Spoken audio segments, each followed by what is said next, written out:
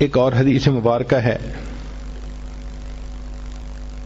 کہ ایک ایسا کلمہ ہے عبداللہ ابن مبارک رحمت اللہ علیہ کی روایت ہے.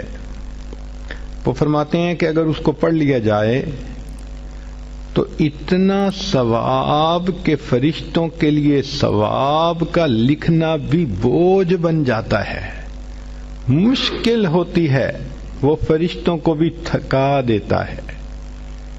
ہمیں اس کا تجربہ ہوا. ایک مشین کہلاتی ہے پلاٹر، اس کے اوپر بلڈنگ کی ڈرائنگ بناتے ہیں. چنانچہ ہم نے ایک مرتبہ ڈرائنگ بنوانی تھی، وہ کافی بڑی ڈرائنگ تھی، بڑی ڈیٹیلز تھیں. ہم نے جب پلاٹر کا بٹن آن کیا تو اللہ کی شان کے کمانڈ دینے کے بعد 9 گھنٹے تک وہ پلاٹر مستقل چلتا رہا، تب جا کر ڈرائنگ مکمل ہوئی. اب اس 9 گھنٹے میں ہم نے کھانا بھی کھایا، نمازیں بھی پڑھیں، چائے بھی پی، باتیں بھی کیں. جب آتے پلاٹر چل رہا ہے، جب آتے پلاٹر چل رہا ہے. تو میرے ساتھی کہنے لگے کہ حضرت 9 گھنٹے سے نان سٹاپ یہ پلاٹر چل رہا ہے، اس نے تو ہمیں تھکا دیا. میں نے کہا آپ کو تھکا دیا اور مجھے ایک مضمون اس نے سمجھا دیا. کہنے لگا کون سا؟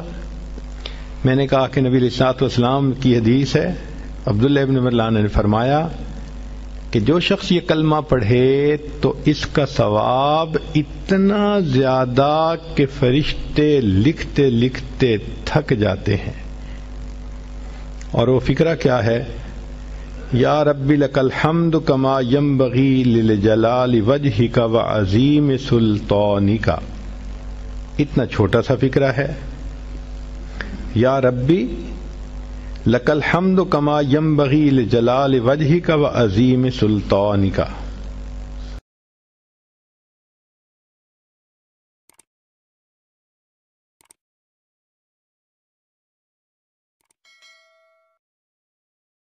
ایک اور حدیث مبارکہ ہے، گنہگاری میں کب تک عمر کاٹوں، گنہگاری میں کب تک عمر کاٹوں، بدل دے میرا رستہ دل بدل دے، ہوا حرص والا دل بدل